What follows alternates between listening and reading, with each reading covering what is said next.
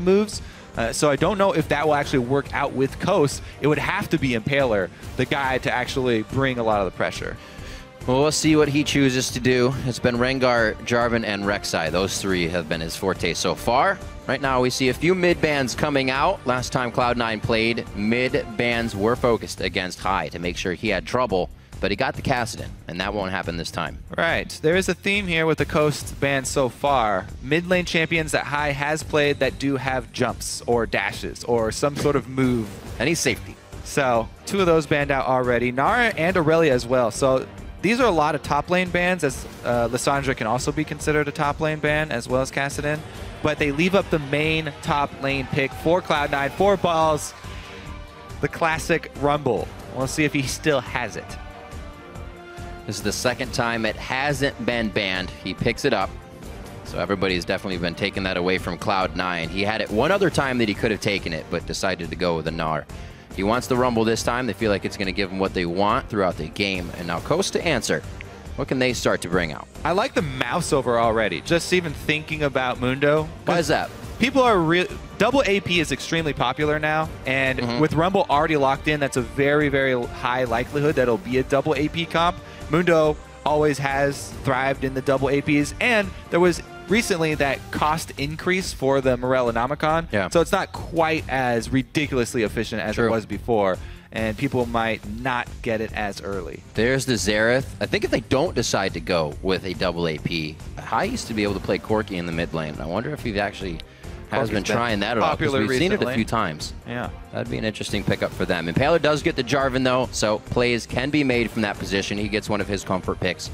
And Jesiz is going to be able to have that safe, clear wave play on Xerath. Yeah, the very long range locked in from Xerath. Really early pick from him, but they do take away one of the biggest problems that Xerath does have, which is Jarvan. Instant quick lock in here from Cloud9 for the bottom lane without even seeing what they're playing against. Morgana has had such a huge impact so far in North American LCS, really rising in popularity for supports that get to roam a lot. And if you have a strong AD carry like Sneaky, then we may see LemonNation and Sneaky shoving up with Graves and buying LemonNation some time to make moves elsewhere. And Sneaky has been, like you said, playing very strong and feeling comfortable across the board. This is actually the first time he'll be doubling up on a champion, the second time on Graves, so he's gone a different AD carry throughout his games and hasn't seen a problem yet. Yeah, well, it looks pretty good so far. You know, Cloud9, they've got 2 really strong AoE ultimates in Grave and Rumble, so they have a pretty good, you know, mid-game team fight there. Graves definitely brings a lot more AoE than most other AD carries, and if one of those bindings lands, then they can easily force that fight. Janna locked in on the other side, though. Of course, still the queen of disengage. Very, very strong support at the moment. Kind of surprised that nobody picked up Annie for the initiate, but Coast needs some disengage here. It looks like they want to work around the recent strategy from Cloud9 that we have seen. Coast pickup, flying through the stats there. It may be our first Lucian, if I did see correctly, so that'll be interesting for Mash. And on the other side, Vi. Meteos liked that last time, so they decided to stick with Vi in the jungle. And High, he gets one of those champions, Kobe, with the moves. He gets LeBlanc this time. So he did get one of the few AP carry mids left that do have jumps. LeBlanc, he should be able to stay safe here. Versus Xerath, High will actually probably be trying to put some pressure on him, on Jesiz here. LeBlanc, with especially the Vi, will have that level 6 threat. Xerath's going to have to play far back and just farm. Jesiz will be fine with that play style, though, so maybe Meteos will, again, turn his attention towards balls. Get Rumble fed, and once you have a fed Rumble early game, you can turn that into that team fight you're looking for. Team fights are what Cloud9 loves to look for as well. And we may have a Maokai picked up here for Cris, as he was reactivated. We've seen a lot more of him, and that will be the lock-in to round out the composition. And that was also, we have to remember that Jesiz went for a blind pick on that Xerath, not knowing what was going to happen, so he wanted it. I mean, they locked it in with Jarvan, so that's one of the key ones. For the safety in that. Vi was still up, and Meteos immediately goes for it, so we'll see how many times he looks to pick up Jesiz. But really, I think the thing that Coast are going to have to look out for are the mid-game picks from Cloud9. Cloud9 probably going to focus on their classic ward control, get the vision early, and then use Morgana and LeBlanc to pick somebody off. and work from there. Well, we do hear a lot about rotations and in transit to different places, helping these pick teams get control of the game. We've seen it from Alpha Moon and the likes of the picks from him, from Blitzcrank and Morgana. Like you said, Cloud9 will have that chance here. But Coast, trying to stop the bleeding here, trying to get themselves some win as we're just now a third of the way through. And things are going to start getting tight. You know, you don't have, like I said before, you don't have a super week to surge 4 games and hope your opponents do worse. Yeah, gotta start now. Gotta start now if you haven't already. So now that you guys have seen the team comps, let us know who you're predicting to win. Tweet hashtag C9win or hashtag CSTwin to @LOL Esports. We'll calculate your votes throughout the game. You know, you can vote more than once, so feel free to do so as you watch all of the LCS big plays come out this game. Everybody's excited. How you doing? It's game time. All right, so I also want to see what MashMe is able to do, because Lucian Janna used to be the go-to bottom lane. Yeah. Lucian got quite a bit of nerfs. Janna got a little bit of nerf as well. And ever since, you know, Lucian got those nerfs, some people have been shying away from him, even comparing him to Graves and saying, you know, he's very similar but a bit weaker. However, we've seen, especially in Europe, Forgiven picking Lucian right into Reckless Graves and doing just fine. So MashMe confident as well, and we'll see how they play it out. So far, standard lane matchup, so we probably will see this 2 versus 2. Cloud9 is going to go, oh, Sheep is going to be able to see this. So the communication already starting. They can stay safe in the early game, and you already see that Cris and Impaler are making their way over to get the same amount of wards.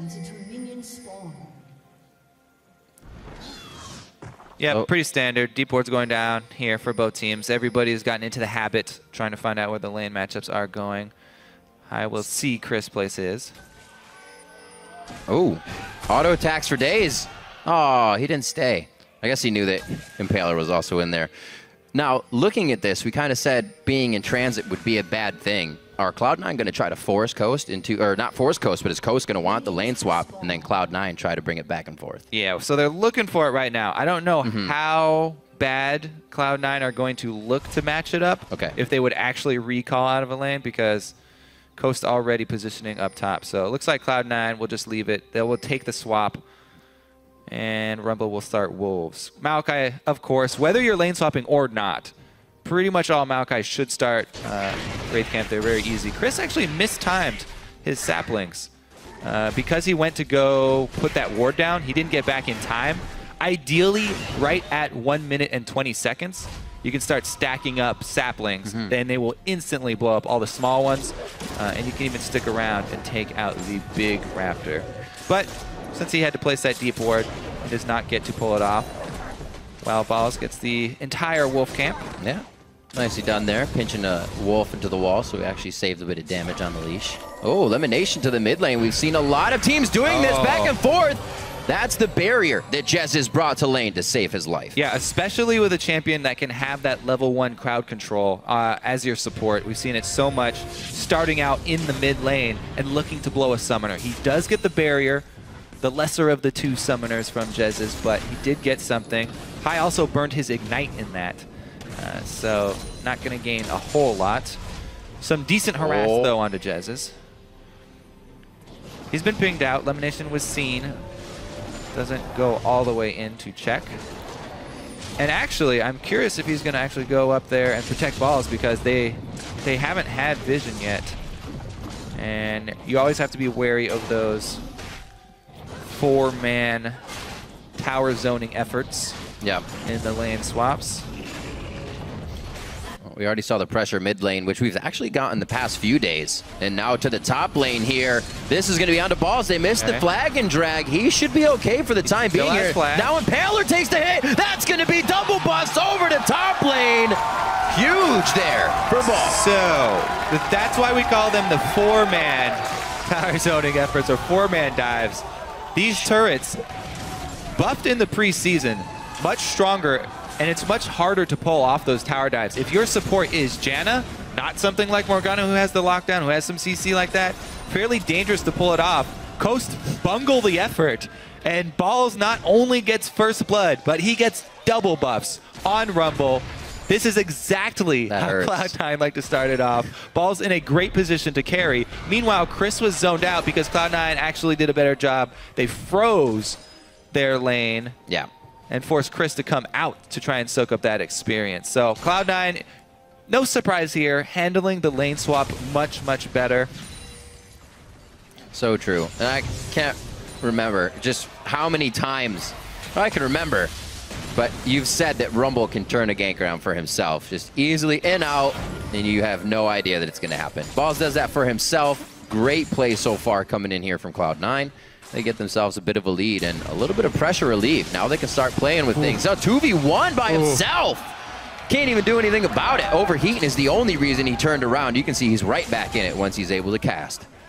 Yeah, he got a ginormous trade right there. He did end up missing the cannon minion because he was so hyped up taking such a good trade. Impaler wants but Impaler is drawn up top. Once balls hit 6, even that 3-man gank, if they use both the AD carry support and jungler, balls would still have a good chance of turning that around and getting a kill. Almost level 6 already. So pretty much obvious here, very early teamfight control from Cloud9. They can force any objective that they want to. This really frees up LemonNation and Meteos to gain complete ward control. We'll see if they can set up enough vision to really transition this power into the mid game. Well, High staying safe, doing what he said he would. The rest of the team can really handle themselves well throughout the laning phase. Cloud9 probably one of the stronger teams, just the regular laning phase through the game, and then mid-game decisions are also a strong part of their strategy. So this is going to be very hard for Coast to come back. Already with their late-game decisions, something's being called into question. This game not looking good to start off. Well, Coast are probably already looking more towards that late game. Yeah, right. You're going to have to now. Cris, stay safe. Looks like Cris will be going the standard Rod of Ages build. He's got some support now from Sheep to help him get CS and even it up there with balls. But Lemon continues to land the bindings. You can also see Impaler's jungle quite affected here. Level 4, 17 CS. Meteos able to pick up even just more now because he's so far ahead. Crap control for Meteos, yes. But the interesting thing is that Coast, since they've actually decided to funnel their money up in the top lane into MASH, because Cris would have a really hard time fighting balls since balls got first blood. That 1v1, a level 6 Rumble versus a level 4 Maokai, really scary. MashMe has a bit better of a chance of, trying to poke some CS from range as Lucian, and since he does have a dash as well, a bit safer for him. But really, nobody wants to be up in that lane against the first blood Rumble. Already has boots too. So they're all leaving, and they're actually going to try and make a play bottom hit, it seems here. Maybe Cris is going to use his teleport soon once the cavalry arrives. Probably go back to base and then teleport up to try and hug turret. He's actually half on that against balls. The problem is that balls minion wave actually pushing towards him, so they would actually have to call jungle support or something to get that wave all the way into the wall and reset. Yeah, he actually is preventing any farm with Flame Spitter right now, just using Scrap Shield to keep his charge up in that gauge. So it's going to be really hard. That's going to be no easier for Cris, and he just got pushed out of bottom lane. So the walk up there, he's thinking about it. He's thinking of how to mitigate this. Maybe Impaler to come up top. Balls does have that double buff worn off now, but he'll be safe anyways. Yeah, he's managing the wave really well. You can see he's pruning it so it's not too big. If you stack up way too many ranged minions, it gets a little bit too much, but he's got it in just the right place here. So pink ward already in place. I would expect Meteos to go up there. He's got ultimate available, and there's no way that Cris can get anything in this game. If Meteos goes top and camps the pink ward, then Cris is going to have to be zoned out of experience or die. Meteos, though, is on the bottom side. Looks like he will focus down there and maybe use his first ultimate. As soon as you get that thing on Vi, you're itching to use it because it is so strong, almost guaranteeing at least a summoner blown. A good sweep and then a good ping following after actually stops Meteos from going in. Not sure that he can get the gank, and he may have a good counter here. Yep, Meteos heads up top instead because down bottom, of course, SmashMe and Sheep are playing safe because of the item discrepancy. They actually lost out in the swap as well. As we said, Cris, not a lot of options, so he goes mid since he cannot go top. And once again, another team focuses on high, but he's able to get out with just burning his flash. I mean, I understand you're waiting for the perfect moment, but he was within inches of being able to Twisted advance him. Flash is down here for Cris. I didn't even notice that he actually flashed as well, but didn't quite go the distance there. Blow High's flash as he flashed in, so it was good timing on both of them. Very heady movement. Blue buffs are going to be transferred over. We'll see what happens here now in the mid lane. Both of the mid laners have kind of been outspoken about playing safe, so maybe not a lot. We do see the Chalice on the side of Jesiz and the Fiendish Codex for some damage on High. And to this bottom lane. Oh, wait, go ahead. We just want to keep, the bottom lane's getting shoved in here, really strong by Cloud9 since they have that BF to pickaxe, but also, so there's not a lot Mash could do, but also keep tabs on Cris. Since that, the last time we checked in on balls, he still has the wave in the same spot, and since Cris cannot do anything, he tried to roam mid, and then he went and farmed the Krugs, and that is it. For the last 2 minutes, they haven't been able to get anything for their top laner, and balls is up to level 8 now. Could absolutely crush Cris. Here comes Meteos to camp that pink ward we were looking for. But man, this is again, Cloud9, immaculate lane swap to start this one out. And it was pretty much, well, you can attribute a lot of it to Coast's mistake with the dive as well, but this is how Cloud9 start off so many of their games. Very big early lead. And Coast have invested quite a bit of money into the ward control here, but none of it saw Meteos. 3 pink wards behind the Baron. He does get that sapling out, though. Pretty much going to save his life. I wouldn't be surprised if they still decide to go into this real hard. So They don't Yeah. have too much deep wards, and those pink wards that you just pointed out, very good line here for Coast. Morgana in the background, so it's a good flash from Jesiz. It was a good idea for Cloud9 not to overextend up in that top lane. Didn't know where the jungle was for a counter gank and support roaming as well. High able to even up flashes in mid lane bodes well for him because High is on the assassin, the one with the kill pressure. Xerath has to play a bit more defensively. He's the one who really has to worry. When both flashes are traded, advantage goes to the assassin. And you look at Impaler here, as you're talking about Jesiz, he has to play safer. Looking back, what do you do as Impaler when you lose your double buff like that instantly as a jungler? Well, you could see he was in complete recovery mode. Wasn't able to get much done, trying to play the vision game here. And you have to always worry about counter ganks. That's why he did not go for much after the early failure. Cris does clear out the ward and open up the way for a gank, though. This is a 3-man gank, so they've padded their numbers in this one a little bit. See if they could get it with the levels. Uh-oh. Nope. Balls nose. Cleared out. Is a little bit of a different play from Cris. And it looks like he knows to just reward and continue to stay safe in the top lane. Real quiet after that first kill in the game. Cloud9 going for Dragon now. I don't think there's going to be any contest here. The teleport of now a Haunting Guise and Sork Boots Rumble would just be too scary. He could obliterate anybody. Yeah, and Cloud9, taking advantage. Oh. That's flash down. He's got safety, though. I want to see it land. So close.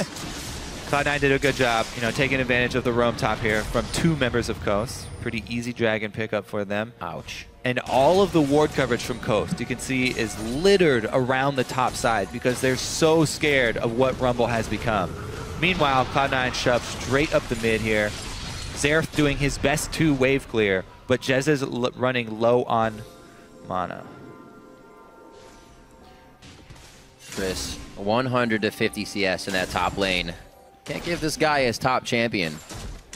Fell away for a little bit. Everybody forgot that he played it last year, and then he brings it back. Just balls on Rumble. Can't do much about it. Looking back at the early part, we know he got that double buff, and he's been able to control the lane, giving Meteos time to set up wards and the rest of the team to play it safe. Ganks from LemonNation in the early game at level 2s, something we've also seen a lot more. Saw from Bunny Fufu yesterday. And it's starting to all just domino into this now. 2 turrets down. They're looking for that top one to be dropped by balls, but I think he's actually just trying to keep Cris there. Give him something to think about and really not allow him to be with the team. Sneaking out a pan back to bottom. Just everything working out for them here. Holy moly. Balls has almost 2,000 gold more than Cris. Those CS numbers that you mentioned are very, very daunting right now. Cloud9, not only do they have this ginormous early lead, 14 minutes on the new season, a gold lead like this is almost unheard of. And it's just because they crushed so hard in CS during the lane swap that Coast were the ones to initiate, by the way. Because Cloud9 handled it so well, their mid game is going to be very easy to execute. They also have the team fight comp with Rumble and Graves, who's already got his Infinity Edge. Yeah. So huge amount of burst in AoE form from Cloud9. They can pretty much take whatever they want on the map. And next Dragon, as soon as that one pops up, should easily go to them, you know, untraded and uncontested. Well, it's only going to hurt more and more. With that Dragon, they took down the turrets, so that, like you were saying, the spike also in items that Coast cannot match yet. Infinity Edges to just a pickaxe, BF Sword, already past Morello, now Makan onto more ability power. And it's just looking grim. Sneaky can now free farm top. Not really free, the team is there to give him guard, but that'll be the last final outer turret for Coast. Whew. Let's see what Coast can do, because Tower's falling down trying. like dominoes. You can see, Impaler knows he can't do much. He's hoping Meteos didn't take his red, but that's gone. So they're kind of just, they're looking for scraps. Yeah, and honestly, looking to get deep wards right now should not even be a concern of Coast. Their ward coverage should all be on their own territory. There's no point for Coast to ward up Cloud9's jungle right now because all of the fights are going to take place on Coast's side of the map. And they have to be worried about their own jungle right now because this is where Cloud9 are going to start setting up their picks and, you know, catch them as they swap lanes. Actually had one of our plays come from this. Same spot Cloud9 is hiding in right here. They may do it again. Hey, shh, shh. They're hiding. I don't think they're going to do anything. Oh, he's got This him. is so mean. So close. That's sapling. Oh, he missed it. They waited so long. Oh. That was just the anti of what was supposed to happen. Okay, crowd, let's play a new game. Next time they hide in a bush, everyone hold their breath and see if you can hold it until the gank actually comes out. All right, so nothing gained here for Cloud9, but honestly, they have the entire map under control. Whoa! There we go. He's not going too far. He's pinned in the back. They're able to take down at least LemonNation. Teleport comes in, high collapses. They don't want to let him get away with it. This could actually still be big. This is now, we're going to see what kind of damage balls can do. But they all run for the hills. They quickly exit that one stage left. Because it's so early in the game, teams not really used to having this much control over the map. Cloud9 punished right there, you know, for being a little bit overconfident. Really good job by Impaler, still not hesitating because they know Team Coast right now, they have to take advantage of any opportunity that they see. Yeah. If they see a support soloed out and you are on Jarvan with your Warrior Enchantment completed, boom, Impaler goes for it. You know, nice job right there, pays off. Jez is able to clean up that kill. Yep. Something small here for Coast that they really needed. It got out safe too. They give the team a little bit of that knowledge that they can make some in and out plays, but I don't know if Cloud9 is going to open up to have that happen again. They have the wards still out. Sweepers are on cooldown for Coast, so they can't really get any of that vision just now. So Cloud9 privy to all the information as they set up even more, getting these items out of base. One Dragon in their name is 30 seconds. Probably the next one won't even be contested here by Coast. We shall see. Heading over to that side of the map. Both sides of Coast Jungle worded up from Cloud9, so they are ready to pull off one of those picks with their LeBlanc Morgana. Balls did use his teleport, by the way, in the last jungle fight, so they will not have the extra mobility there. Looks like he's just going to wait around for Dragon, then head up to catch the wave that Cris is shoving. Maokai doing his best. He can actually clear a wave fairly quickly. See how early Balls heads up there. I like this move from Coast, actually. They don't even try and contest Dragon. They actually want to pick off whoever goes to farm the top wave. They know that somebody's going to try and come farm this wave. So they've sent Sheep and Impaler up here to catch Balls. Oh, got him. He's going to be able to lay the equalizer down. I don't know if he's going to. Doesn't get the ult off. Great job. Called it. Coast was setting up the trap, and they deploy it perfectly. We'll see if Cloud9 can actually answer with an inner, however, on the bottom lane here, knowing that there's so many resources top for Coast. Yeah, Cloud9 getting really lazy, actually. Even they crush so hard in CS numbers early, it doesn't matter that much, but you can see cracks already. And if you continue to make lazy plays like that in the mid game, whoa! Woo! Hello! A little bit deeper than he wanted to go. Mash getting that relentless pursuit on to get himself out of the way. Meteos taking damage here. This could be where Coast kind of shines a bit, catching up on the fight of low HP Cloud9 members. There's one that they wanted. That is, however, high on the backside, being able to take him down.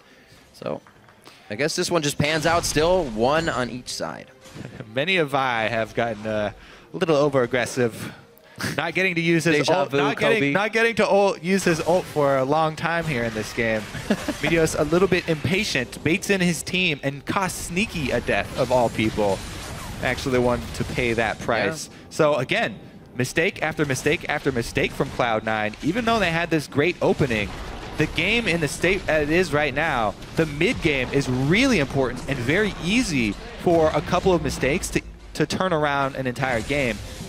People can easily come back from these things because the gold from Dragon is not there. Cloud9, even though they've controlled it, it's just the small statistics. So Meteos, very deep use of his ultimate. And we know how this one ends up. Sneaky went to go follow it up. High went to go try and follow it up. Yep. So Cris teleporting in back, takes advantage. They take down the AD carry. And he fires his ultimate to try and get Maokai there. Oh, he died down to something. Oh, it was the Maokai. Okay, so High had his Ignite ticking on him. So Cloud9 did trade, however, I would still chalk that up as a mistake. For sure, they're definitely not looking as coordinated in these fights for the lead that they have. Yeah, I mean, it does happen to a lot of people. A lot of people know that feeling of getting so far ahead. You just fight all willy-nilly. Exactly. That's a good way to describe it. Now, though, that they've given up so many kills, I think that they will regroup and consolidate their efforts. Vision has started to creep back here from Coast as well. You know, not only were they able to knock down a couple outer turrets because of these lapses in judgment from Cloud9, but they were able to extend some more vision coverage and, you know, take out this network from Cloud9. Sneaky getting free farm in the bottom lane. He can stay safe. He doesn't actually really have the wards to be doing this right now. In the top side, he sees a few, but it doesn't look like he's going to stay for too long. LemonNation and the rest of the team knowing boards on Baron are going to be imperative coming up soon. And looking at Coast, closing that gold lead just a little bit. That was about 5,000 gold. With the turrets they're able to drop now, it kind of surges back. So if they can get a good fight and keep Cloud9 off of the Rift for just a few seconds, maybe those turrets can get them back into the game. Because I don't know if the full team fight's going to be also going in their favor. Good clear out here by C9, maybe forcing Coast into something they don't want in just a few. Kind of reminds me of the CLG games. You know, they crushed so hard early and a couple of hiccups in the late game. They're still very much ahead and have a huge lead. Well, this is what we talked about before, Kobe. When the transition has to happen, that's when Cloud9 will make their picks. All right, there's pick number one. Meteos does get to successfully use via ultimate this time around. It's a much better feeling, too, post level 11 when you have your level 2 ultimate. Feels better. And the cooldown is much lower. Oh, dear. Risky ward by Jesiz. Could have caught a binding from Lemon there, but they just weren't on point for it. So Cloud9 knows they can do a little bit. Doesn't look like they're going to get a lot out of just Impaler going down. Yeah, that's the thing. Since they got so many objectives really early in this game, the objectives left are really hard to take. Baron is extremely difficult this early in the game. Inhibitor turrets are certainly a very tall task. Oh. Cris, though. One after the other. He's going down finally. Great damage. So they can actually take down Cris quite quickly there. That does not spell good things for Coast. All right, 2 picks back in a row, and Cloud9 feeling much more secure. They do have Baron pinked, but again, fairly early in the game. And since they've already had a few hiccups, don't want to give another opportunity for Coast to come back. Play it slowly here. Maybe pressure some. Oh, never mind. Ping goes down. Oh, there's a bait ping. It wasn't a do Baron ping. It was another, okay, we can probably get another pick with our vision advantage. We need more pings. You just need more pings. A bait ping? You need a bait ping. Okay. We're going to bait. Meteos on full Scuttle Crab control this game. A lot of gold there. And as we said, still looking at the CS, Jesiz has picked himself back up a little bit, put himself on his feet, but the rest of the lanes fully in favor of Cloud9 coming out of this one as we would have expected. And I'll see if they can keep closing the late game. Once they put onto the table that they wanted picks, we saw them get 2 in the top. Go to reorganizing their lanes here and doing a little bit of cleaning up and pruning before they get back to more picks. I don't know what, though. Impaler and the rest of the team are getting their ward coverage as fast as they can. Yep, they want to take their small opportunity to get towards the Baron, get them in their vision, because they do not want to have to face check the pick squad again. Continue to stack up their advantage, though, Cloud9 here. That's a big old Vi. Meteos coming out with Warmogs on. Sneaky grabbing. 3rd dragon of the game. You usually pick up Warmogs? So I have, you know, dabbled in Warmogs builds since I saw Azingi strutting his stuff on solo queue with early Warmogs quite often. And I am a pretty big fan of it if you're going to stay out on the Rift for a fairly long time, because the passive regeneration from it is really undervalued from a lot of people, especially as a jungler. You know, you can do a camp while people are rotating around the map, and then join up with your team, and just standing around with your team, you know, waiting for the fight, you will regenerate back to full health very quickly. Plus, I do like it as a first item, defensive item. Base, just straight up health is the way to go unless you're facing a very focused team that is pretty much all magic or all armor. All right, well, Cloud9 cleans up the rest of the resources in the blue and red buff area. It looks like they're back to the pick zone. Set this one back up. And already, they weren't even really here for that long, and they already had coverage of that pink ward that was not cleared out by Coast. They're just too afraid to move out. And they're going to be actually able to steal Coast Red. They own nothing of their side of the jungle, and Cloud9 is going to be looking to put the finishing touches on this one maybe quite soon once they break the base.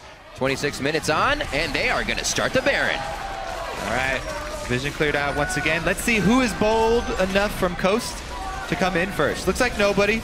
Sheep's going to wander over, but he is a little bit too late. He was just grazing in the fields. Yeah, trying to figure out what's going on. Cloud9, they had such ridiculous early map control that they could take all of the dragons uncontested, and so they could just use all of their ward efforts on that red side of the jungle behind the Baron, and eventually establish just the threat of those picks. Too high for Coast to go check. Now with the Baron, they can easily take the turrets. It was a bit harder before. That's something that stings. Being able to put that damage on Jesiz, no way to get it back unless he goes the fountain. So if High decides to do it once more, he's going to be down. That's the Q charged up by Meteos. Ball's actually taking turret damage from the burn on Equalizer, and that's what Coast wants. They go to dive in. Meteos onto Impaler. He's going to fall immediately. There are a few blinking bars here on Sneaky and Balls. They decide to get out of this one. Coast is able to hold the front line. Definitely could. Wasn't pretty. Yeah, exactly. It could have gone better for Cloud9. Ball's interesting ultimate there, but since they're so far ahead, still able to grab that kill, and a lot of damage on that mid turret.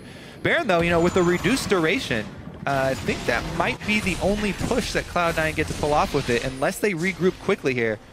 Looks like they are buying and heading straight back up mid, though, so they want to get a second push in.